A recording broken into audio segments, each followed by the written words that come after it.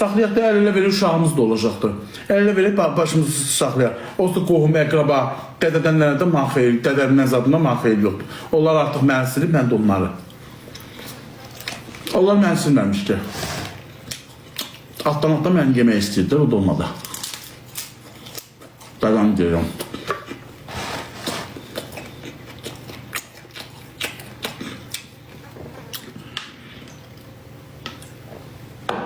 Nə deyər ki, onun öz ailəsi uca var, mənim də öz ailəm olsun, qoymağa baxsın.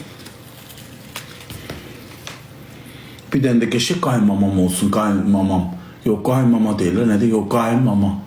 Yox, qaynana, qaynana. Qaynmama nədir o? Qaynana.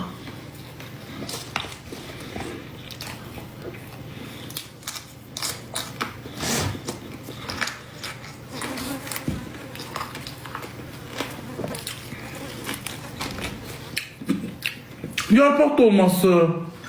Ne yiyeceğim aşağıda yarpaq. Sevdiğim yemeklerden biri.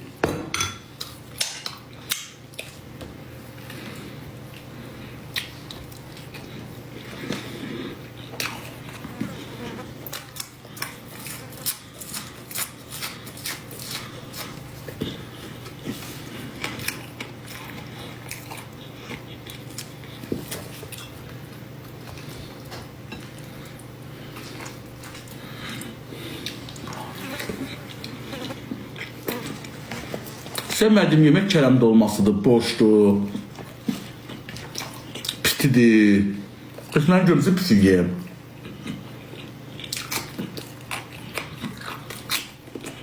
Kız tadı.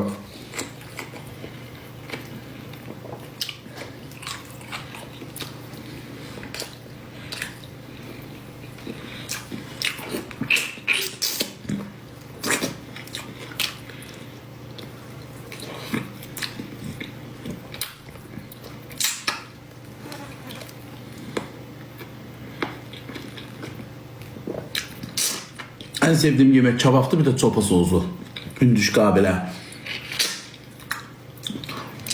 Evde de et... Oy! Ağzımdan düştü. Evde de et yemeği olmayanda hayatı boyu burnumu sallayacağım. Nenem de heydeydi. Et yemeği olmayanda şötün sıxırdıq.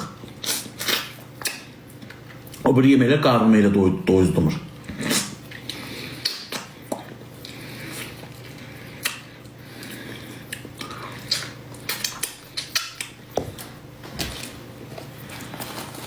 Atam elə yeğen deyil.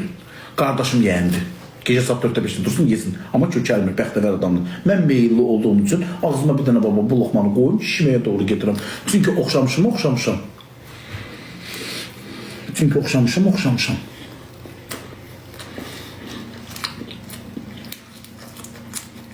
Qalbim partladı.